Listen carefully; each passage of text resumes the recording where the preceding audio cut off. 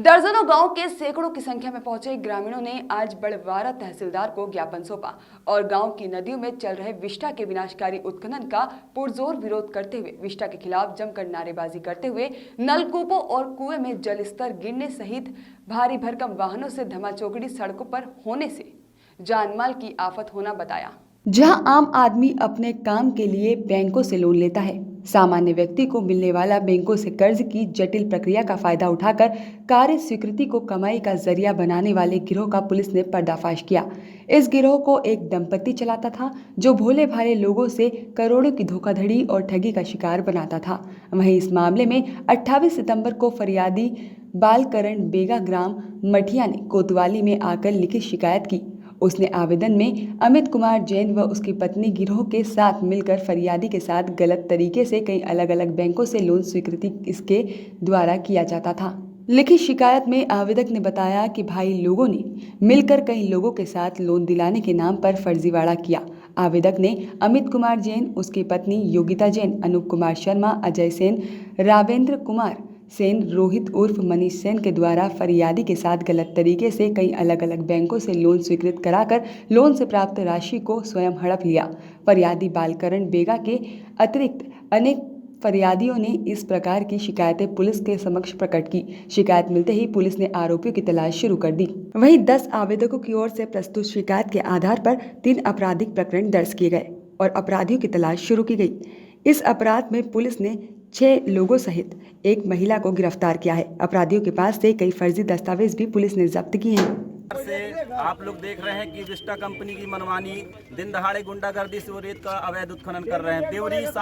देवरी सांदी गुड़ा में वो लोग पोपलिंग लगाकर एनजीटी के नियम की धज्जियां उड़ा रहे हैं, धारा रोक दे रहे हैं, इतना गड्ढा कर रहे हैं कि कई जाने जा रही हैं। आज बिलायत खुर्द में एक जान चली गई। कौन है इसका जिम्मेदार? प्रशासन शांत है, प्रशासन चुप बैठा है। क्यों बैठा है? प्रशासन ऊपर से नीचे तक रिश्वत लेता है, पैसा ले रहा है, इस कारण प्रशासन शांत है। प्रशासन के सामने दिन दहाड़े मौत हो रही है, विस्टा कंपनी अवैध उत्खनन कर रही है, प्रशासन शांत है। अगर 3 दिन के अंदर प्रशासन द्वारा इनके ऊपर कार्रवाई नहीं की गई तो उग्र आंदोलन किया जाएगा, जिसकी जवाबदारी प्रशासन की होगी, कलेक्टर महोदय की होगी। किसी भी कार्यालय पर जनता के साथ आना मतलब जनता परेशान क्यों है? अवैध उत्खनन कौन कर रहा? शासन प्रशासन पार्टनरशिप करके विस्टा कंपनी के साथ अवैध उत्खनन करा रही है। क्यों ऐसा प्रतीत होता है कि जब से विस्टा कंपनी ने इस जिले की खदान ली है, खनिज विभाग ने कितनी कार्रवाई, पुलिस ने कितनी गाड़ियां पकड़ी? इसके पहले जब पंचायत चलाती थी हर दूसरे दिन 7 गाड़ी पकड़ी गई, 8 गाड़ी पकड़ी गई, 4 ट्रैक्टर पकड़े गए, लेकिन जब से 3 महीने से तो विगत कोई भी गाड़ियां नहीं पकड़ी जा रही। इससे तो प्रतीत होता है कि शासन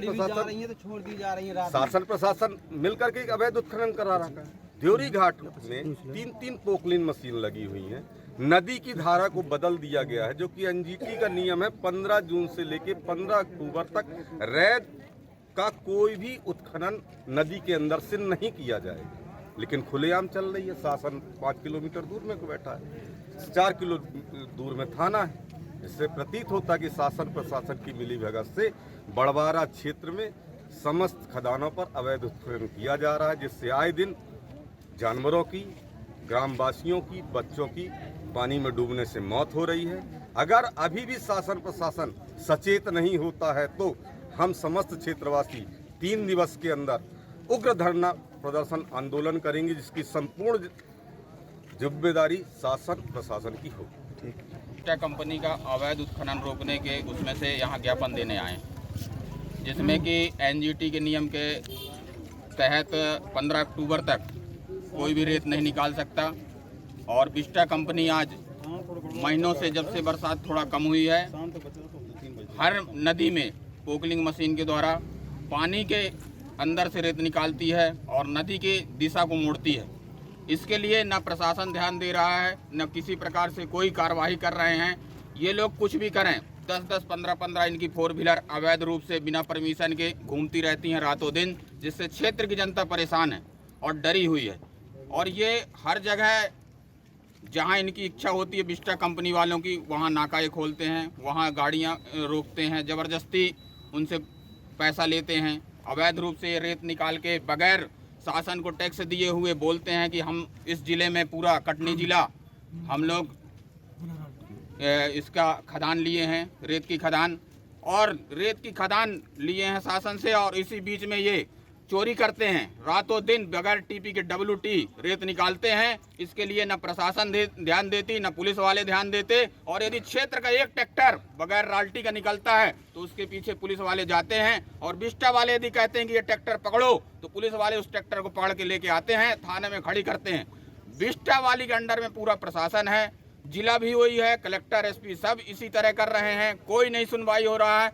जब तक खदान पंचायत में थी तो क्षेत्र में रातों दिन माइनिंग की गाड़ी घूमती थी। जिस दिन से बिस्टा कंपनी वाले इधर आए हैं क्षेत्र में, उस दिन से माइनिंग की एक गाड़ी नहीं घूमती कि बिस्टा कंपनी वाले अवैध कर रहे हैं कि वैध कर रहे हैं, उसकी जांच करने वाला प्रशासन में कोई नहीं है।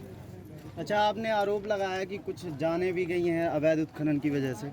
आज अभी तत्काल में छोटी बिलायत खुर्द में अभी एक बच्ची, अभी तुरंत खबर आई है कि एक बच्ची डूब के पानी में नदी में खत्म हो चुकी है।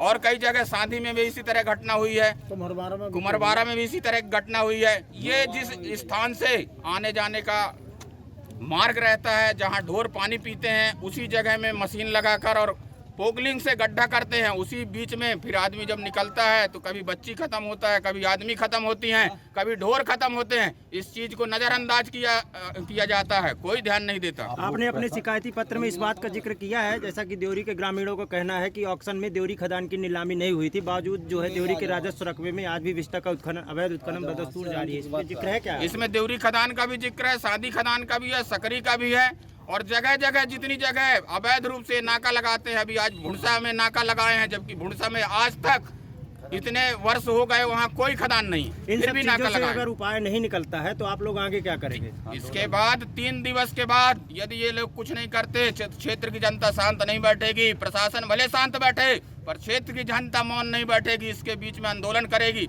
धरना प्रदर्शन करेगी, चक्का जाम करेगी। बाहरी आदमी यहाँ आकर बिस्टा कंपनी हो यहाँ अवैध उत्खनन नहीं कर सकते। क्षेत्र की जनता है, अपने आवास के लिए उसको रेत चाहिए, उसको रेत नहीं मिलती। यदि वो 2 लाख का आवास पाया है तो पहले 1 लाख की रेत लगाएगा, तब फिर उसके आवास बनता है। किसी भी आवास में जाओ, आवास जाके देखो, अंदर उसका किसी के भी आवास में छपाई नहीं है। इतनी रेत महंगी है कि रेत नहीं ले पाता। इन्होंने ज्ञापन आज कुछ जनता ने सौंपा आपको, इसके विषय में कार्रवाई होगी कि नहीं? जी बिल्कुल, इसके विषय में ये है कि जांच करा लेंगे। इन्होंने बिस्टा कंपनी के बारे में आज जो ज्ञापन दिया है उसकी जांच कराएंगे। इन्होंने अपने इस पूरे मेमोरेंडम में NGT के नियमों का जो हवाला दिया है, क्या वाकई में रेत खनन कर रहे कारोबारी को NGT से कोई परमिशन है वर्तमान में? अब ये तो जांच के बाद ही पता चलेगा उन्हें परमिशन है कि नहीं NGT की। सरकारी नियम नहीं, सरकारी नियम के अनुसार ये 15 जून से अक्टूबर में चालू होगा और बरसात में पूरा बंद रहता है, और इसके बाद भी ये चल रहा है कार्यक्रम।